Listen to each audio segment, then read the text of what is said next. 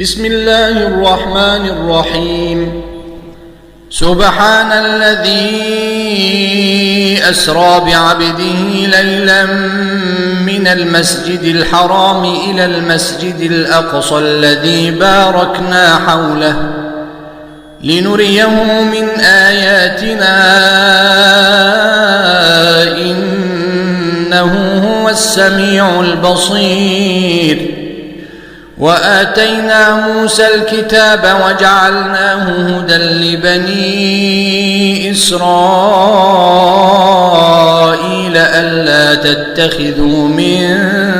دوني وكيلا ذرية من حملنا مع نوح إنه كان عبدا شكورا. وقضينا إلى بني إسرائيل في الكتاب لتفسدن في الأرض مرتين ولتعلن علوا كبيرا.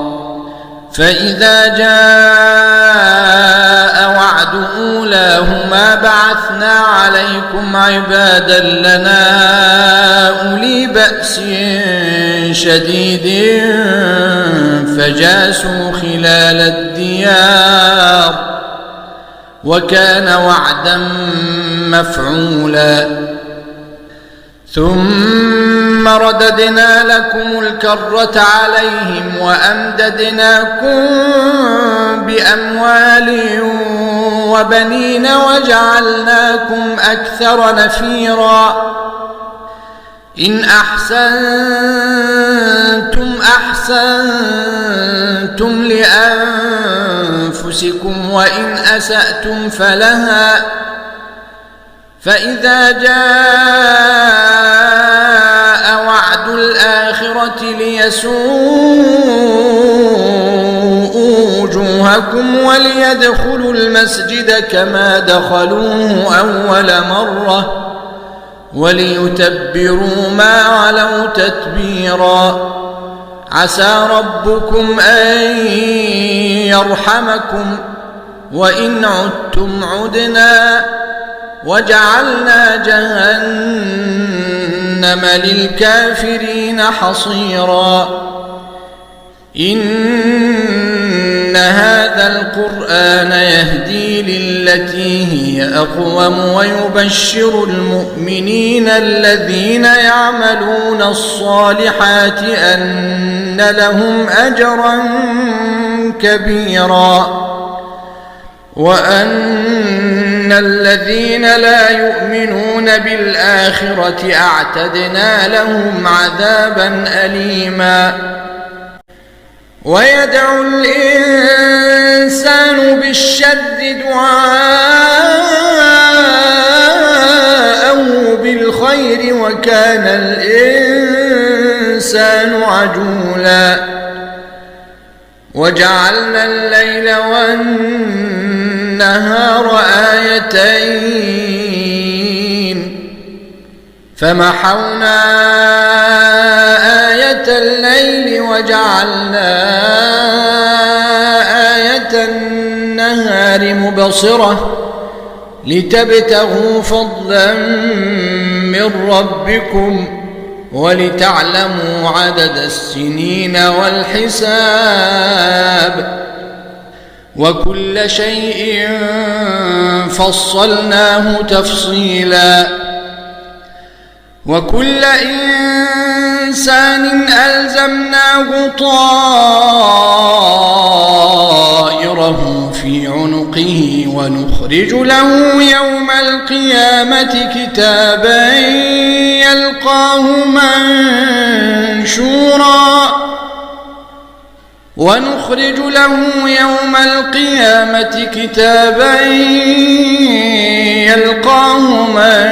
منشورا اقرأ كتابك كفى بنفسك اليوم عليك حسيبا. من اهتدى فإنما يهتدي لنفسه ومن ضل فإنما يضل عليها ولا تزر وازرة وزر أخرى وما كنا معذبين حتى نبعث رسولا وإذا أردنا أن نهلك قرية أمرنا متر فيها ففسقوا فيها فحق عليها القول فدمرناها تدميرا وكم أهلكنا من القرون من بعد نوح وكفى بربك بذنوب عباده خبيرا بصيرا من كان يريد العاجلة عجلنا له فيها ما نشاء لمن نريد عجلنا له فيها ما نشاء لمن نريد ثم جعلنا له جهنم يصلاها مذموما مدحورا ومن أراد الآخرة وسعى لها سعيها وهو مؤمن فأولئك كان سعيهم مشكورا كلا نمد هؤلاء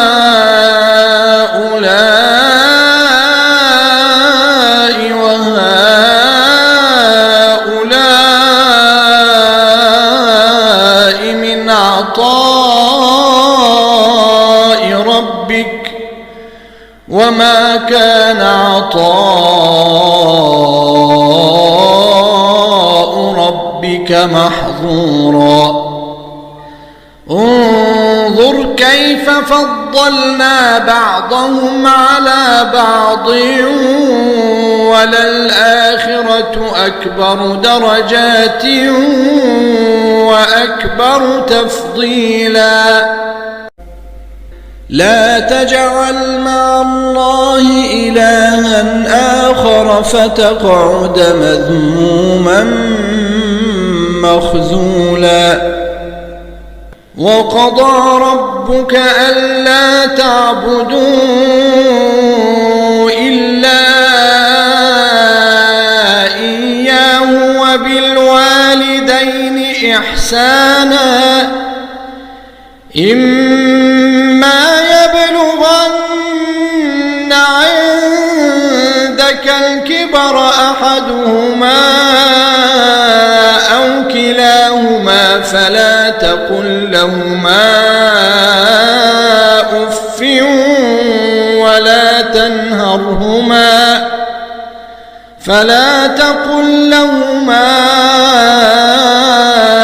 أف ولا تنهرهما وقل لهما قولا كريما واخفض لهما جناح الذل من الرحمة وقل رب ارحمهما كما ربياني صغيرا ربكم أعلم بما في نفوسكم إن تكونوا صالحين فإنه كان للأوابين غفورا وآت ذا القربى حقه والمسكين وابن السبيل ولا تبذر تبذيرا إن المبذرين كانوا إخوان الشياطين وكان الشيطان لربه كفورا وإما تعرضن عنهم ابتغاء رحمة ربك ترجوها فقل لهم قولا ميسورا ولا تجعل يدك مغلولة إلى عنقك ولا تبسطها كل البسط فتقعد ملوما محسورا إن ربك يبسط الرزق لمن يشاء ويقدر إنه كان بعباده خبيرا بصيرا ولا تقتلوا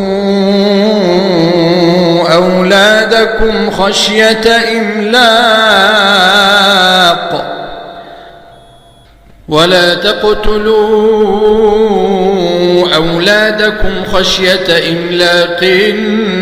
نحن نرزقهم وإياكم إن قتلهم كان خطأ كبيرا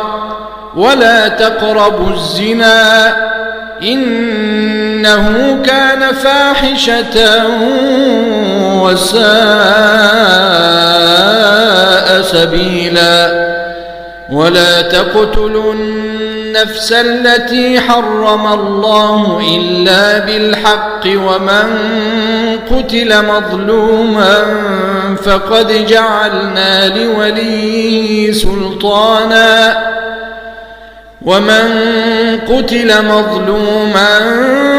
فقد جعلنا لوليه سلطانا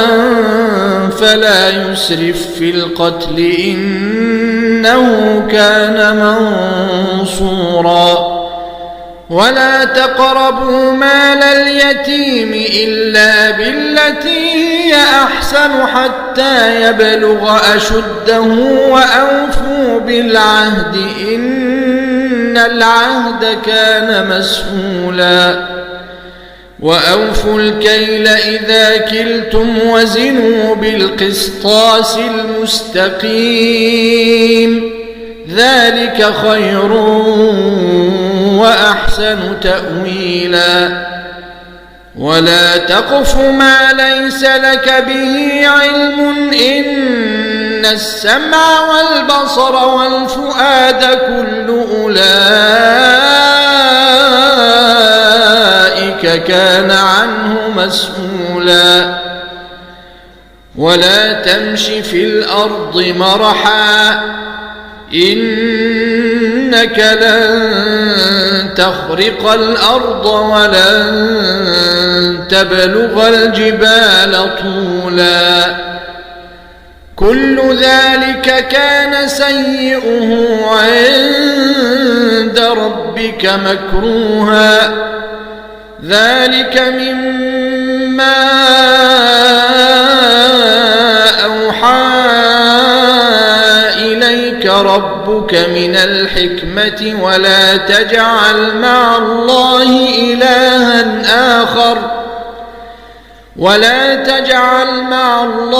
إلها آخر فتلقى في جهنم ملوما مدحورا أفأصفاكم ربكم بالبنين واتخذ من الملائكة إناثا إنكم لتقولون قولا عظيما ولقد صرفنا في هذا القرآن ليذكروا وما يزيدهم إلا نفورا قل لو كان معه آلهة كما يقولون إذا لابتغوا إلى ذي العرش سبيلا سبحانه وتعالى عما يقولون علوا كبيرا تسبح له السماوات السبع والأرض ومن فيهن وإن من شيء إلا يسبح بحمده ولكن لا تفقهون تسبيحهم إنه كان حليما غفورا. وإذا قرأت القرآن جعلنا بينك وبين الذين لا يؤمنون بالآخرة حجابا مستورا وجعلنا على قلوبهم أكنة أن يفقهوه وفي آذانهم وقرا وإذا ذكرت ربك في القرآن وحده ولوا على أدبارهم نفورا. نحن أعلم بما يستمعون به إذ يستمعون إليك وإذ هم نجوى إذ يقول الظالمون إن تتبعون إلا رجلا مسحورا. انظر كيف ضربوا لك الأمثال فضلوا فلا يستطيعون سبيلا. وقالوا أإذا كنا عظاما ورفاتا أإنا لمبعوثون خلقا جديدا قل كونوا حجارة أو حديدا أو خلقا مما يكبر في صدوركم فسيقولون من يعيدنا قل الذي فطركم أول مرة فسينغضون إليك رؤوسهم ويقولون متى هو قل عسى أن يكون قريبا. يوم يدعوكم فتستجيبون بحمده وتظنون إن لبثتم إلا قليلا. وقل لعبادي يقولوا التي هي أحسن إن الشيطان ينزغ بينهم إن الشيطان كان للإنسان عدوا مبينا. ربكم أعلم بكم إن يشأ يرحمكم أو إن يشأ يعذبكم وما أرسلناك عليهم وكيلا. وربك أعلم بمن في السماوات والأرض ولقد فضلنا بعض النبيين على بعض وآتينا داود زبورا. قل ادعوا الذين زعمتم من دونه فلا يملكون كشف الضر عنكم ولا تحويلا. أولئك الذين يدعون يبتغون إلى ربهم الوسيلة أيهم أقرب ويرجون رحمته ويخافون عذابه إن عذاب ربك كان محذورا. وإن من قرية إلا نحن مهلكوها قبل يوم القيامة أو معذبوها عذابا شديدا كان ذلك في الكتاب مسطورا.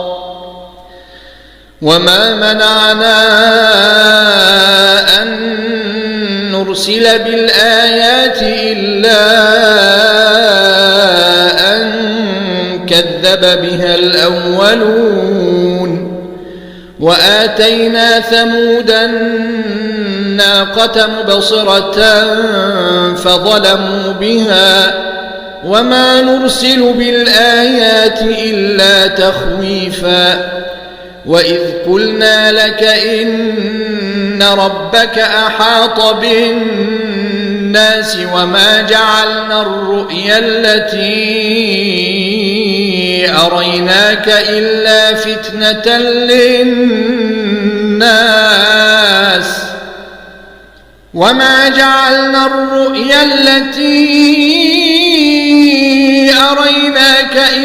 فتنة للناس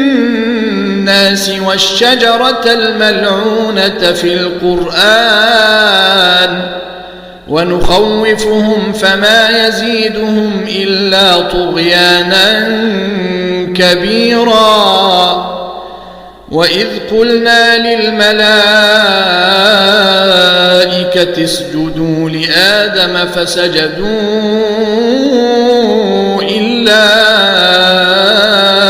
إبليس قال أأسجد لمن خلقت طينا قال أرأيتك هذا الذي كرمت علي لئن أخرتني إلى يوم القيامة لأحتنكن ذريته إلا قليلا. قال اذهب فمن تبعك منهم فإن جهنم جزاؤكم جزاء موفورا. واستفزز من استطعت منهم بصوتك وأجلب عليهم بخيلك ورجلك وشاركهم في الأموال والأولاد وعدهم وما يعدهم الشيطان إلا غرورا. إن عبادي ليس لك عليهم سلطان وكفى بربك وكيلا. ربكم الذي يزجي لكم الفلك في البحر لتبتغوا من فضله إنه كان بكم رحيما. وإذا مسكم الضر في البحر ضل من تدعون إلا إياه فلما نجاكم إلى البر أعرضتم وكان الإنسان كفورا. أفأمنتم أن يخسف بكم جانب البر أو يرسل عليكم حاصبا ثم لا تجدوا لكم وكيلا. أم أمنتم أن يعيدكم فيه تارة أخرى فيرسل عليكم قاصفا من الريح فيغرقكم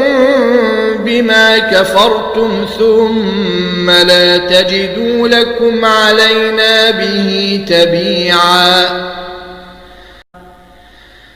ولقد كرمنا بني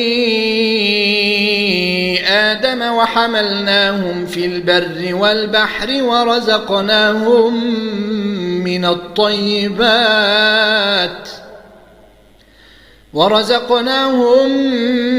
من الطيبات وفضلناهم على كثير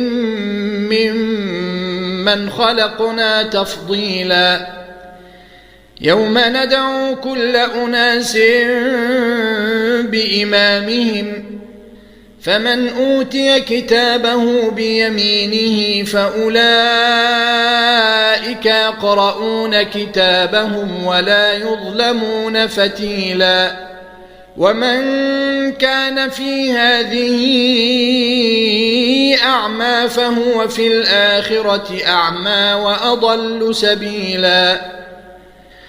وإن كادوا ليفتنونك عن الذي أوحينا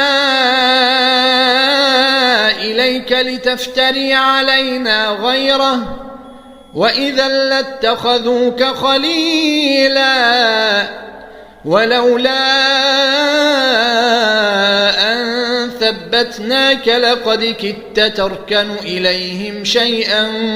قليلا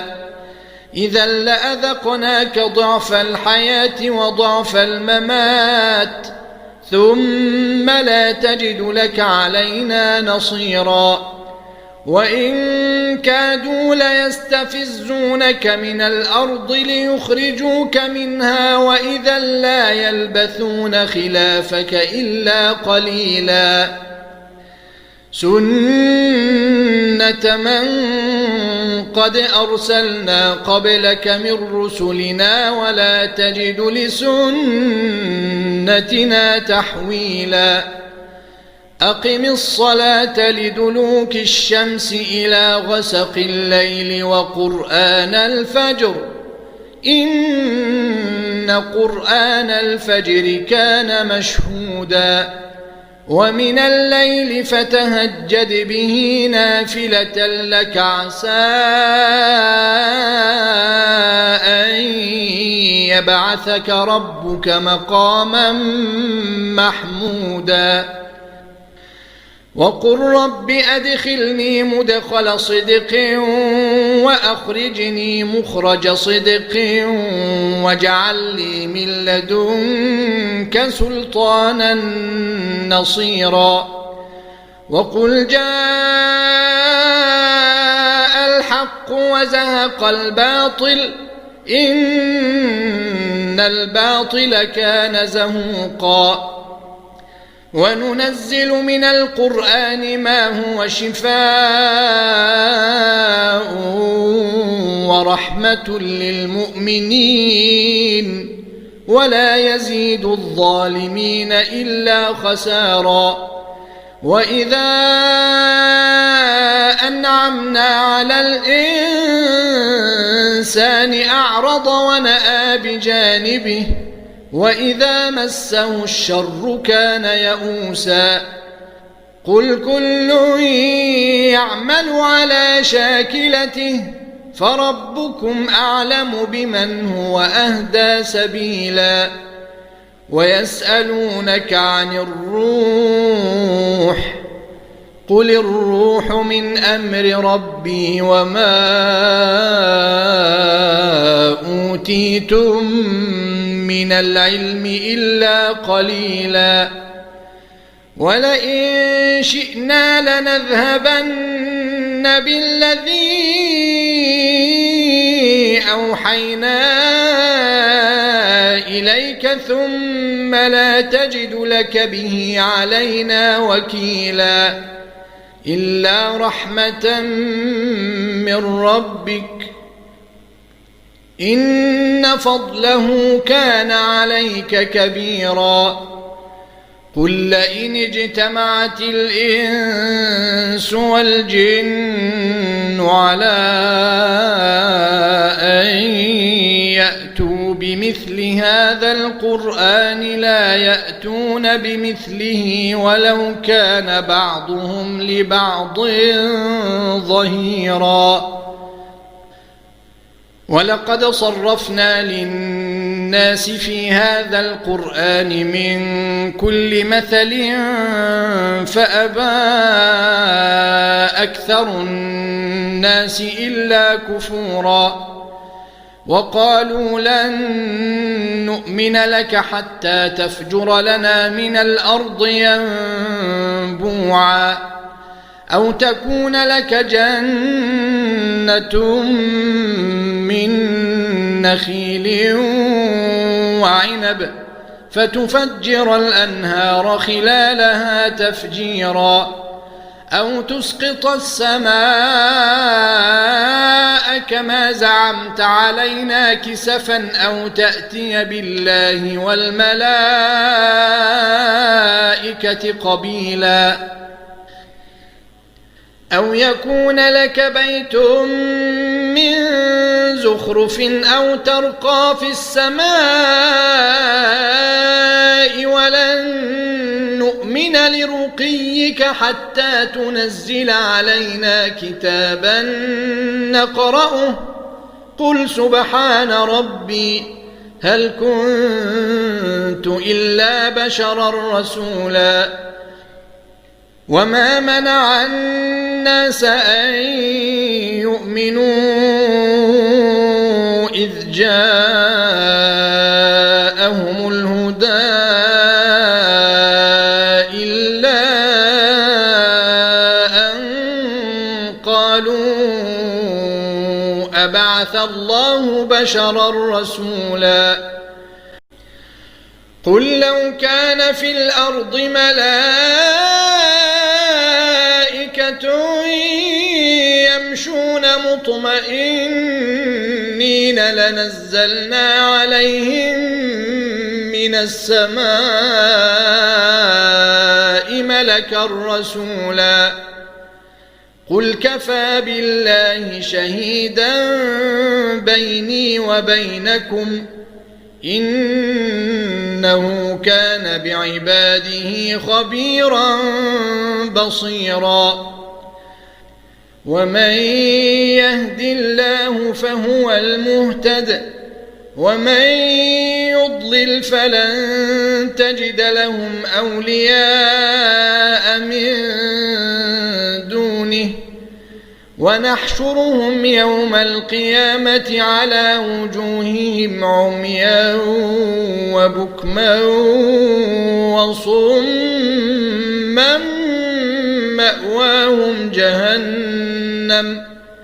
مأواهم جهنم كلما خبت زدناهم سعيرا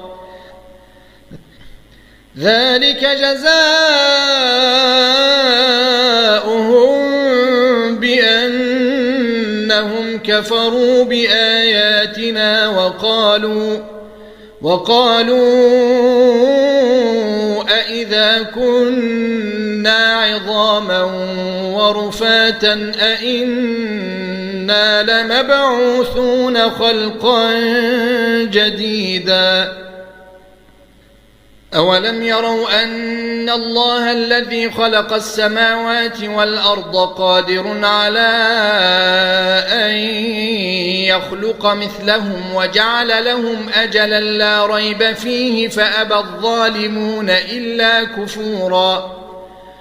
قل لو أنتم تملكون خزائن رحمة ربي إذا لأمسكتم خشية الإنفاق وكان الإنسان قتورا ولقد آتينا موسى 9 آيات بينات فاسأل بني إسرائيل إذ جاءهم فقال له فرعون إني لأظنك يا موسى مسحورا قال لقد علمت ما أنزل هؤلاء إلا رب السماوات والأرض بصائر وإني لأظنك يا فرعون مثبورا فأراد أن يستفزهم من الأرض فأغرقناه ومن معه جميعا وقلنا من بعده لبني إسرائيل اسكنوا الأرض فإذا جاء وعد الآخرة جئنا بكم لفيفا وبالحق أنزلناه وبالحق نزل وما أرسلناك إلا مبشرا ونذيرا وقرآنا فرقناه لتقرأه على الناس على مكث ونزلناه تنزيلا قل آمنوا به أو لا تؤمنوا إن الذين أوتوا العلم من قبله إذا يتلى عليهم يخرون للأذقان سجدا ويقولون سبحان ربنا إن كان وعد ربنا لمفعولا ويخرون للأذقان يبكون ويزيدهم خشوعا قل ادعوا الله أو ادعوا الرحمن أيما تدعوا فله الأسماء الحسنى ولا تجهر بصلاتك ولا تخافت بها وابتغ بين ذلك سبيلا وقل الحمد لله الذي لم يتخذ ولدا ولم يكن له شريك في الملك